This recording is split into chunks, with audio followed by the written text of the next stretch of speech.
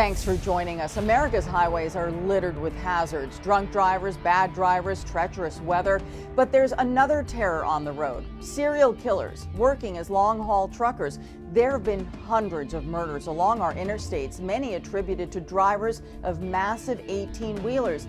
But as a recent arrest shows, law enforcement never gives up on these cases. For Warren Luther Alexander, once a fugitive from justice, the day of reckoning in Ventura County has finally arrived. It took 4 decades, but he is now cuffed and shackled. A serial killer who police say murdered 3 women in California, and they suspect possibly more. Warren Alexander worked as a long-haul trucker, driving what some have come to call a mobile crime scene. They're grabbing a victim in one police jurisdiction, they're raping and or murdering her in a second jurisdiction, and they're dumping the remains in a third.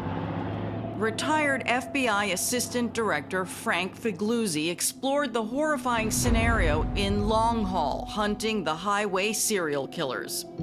He admits only a small fraction of truckers are killers, but a few have murdered so prolifically that the FBI has a unit called the Highway Serial Killing Initiative.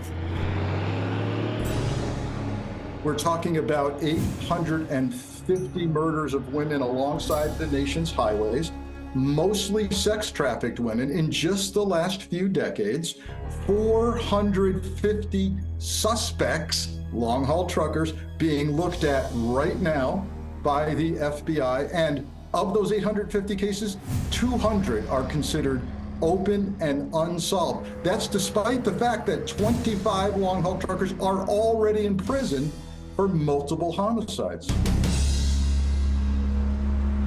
Figliuzzi wrote 2,000 miles across the country in a big rig to study those numbers. One of the questions he explored: does the trucking industry attract serial killers, or do the isolated and lonely hours create serial killers? I don't think people sign up to kill. I think they realize they now are in a scenario that allows them to kill unfettered. The mindset of this person is isolated, hermit-like. I'm a misanthrope. I kind of hate people. And so what better job than to seek out the job that lets you be who you are, right? And then once they're in that job and they realize, my God, this is a perfect situation, I can kill at will and dump the body in some of the remotest parts of our country and be on my way before anybody understands what's happened. That's what authorities say Warren Alexander did, strangling 3 women in the space of 7 months in 1977. All 3 were commercial sex workers, vulnerable victims along America's truck routes. Rodriguez was found with a ligature around her neck. The autopsy determined her death was caused by strangulation. Officers found that Sanchez had a ligature tied around her neck, and the autopsy later revealed that she died of strangulation. Officers located the body of Kimberly Fritz. An autopsy revealed her death was a result of strangulation. Though investigators collected DNA from all 3 crime scenes, the cases eventually went cold. But last year, with the benefit of advances in DNA technology, finally a hit. Detectives with the cold case unit on behalf of the Ventura County Sheriff's Department uploaded crucial DNA evidence into that nationwide DNA database. And in this case, a match occurred. Specifically, a match to Warren Luther Alexander. Alexander was already in custody, his DNA in the system from a 1992 murder conviction in North Carolina. The former trucker was extradited to California on 3 counts of first-degree murder, but Alexander is just the latest in a long line of cross-country truckers committing unthinkable crimes. Rarely do victims escape. I I asked him 3 questions. I said, "Are you gonna kill me?" He said, "No, I'm just gonna rape you." Abby Pimentel is one of the lucky ones. The single mother of 2 girls had the misfortune of crossing paths with long-haul trucker and serial rapist Roy Nelsh. I said, "How long are you gonna keep me for?" He said, "A few days." And I said, "Are you taking me somewhere scary?" And he said, "No, I'm gonna keep you right here in the truck with me. I'm taking you somewhere isolated." At that point, I knew, get out of here as fast as you can, because all I could picture was myself in a creek somewhere. It happened at 10 in the morning in Oak Grove, Kentucky. After Abby ran out of gas, the trucker pulled over, offering to take her to a station. Against Abby's better judgment, she jumped in. Then he drove past the exit. I said, "Thank you for your time. I don't need your help anymore. Please pull over, let me out." And he did. He pulled over. I thought he was letting me out, but I looked down and grabbed my purse, and I looked up at him, and he had a gun pointed at me and said, "This is a kidnapping. I'm gonna rape you. Get in the back of the truck."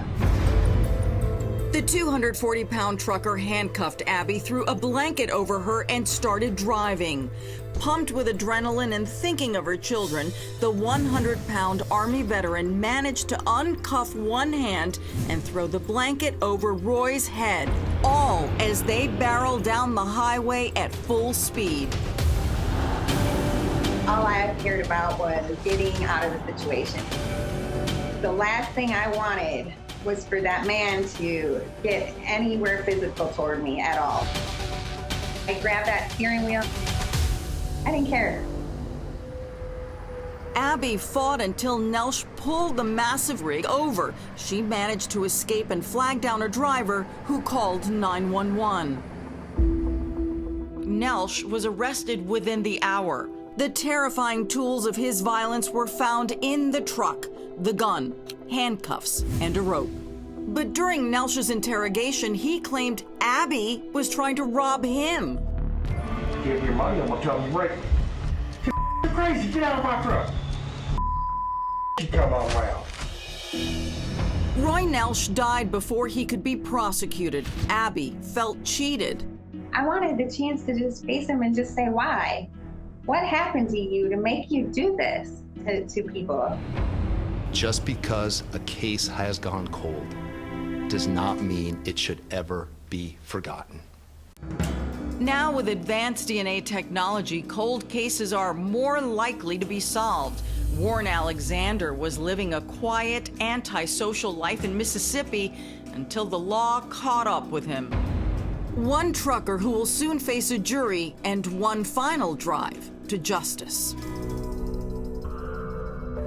We'll have much more of Abby Pimentel's story on an upcoming episode of True Crime News. In the meantime, Abby has some words of advice. Keep an eye on your gas gauge and don't let it get too low. And if you do need to fill up, you're better off not doing it at a truck stop. Wait to find a gas station if you can.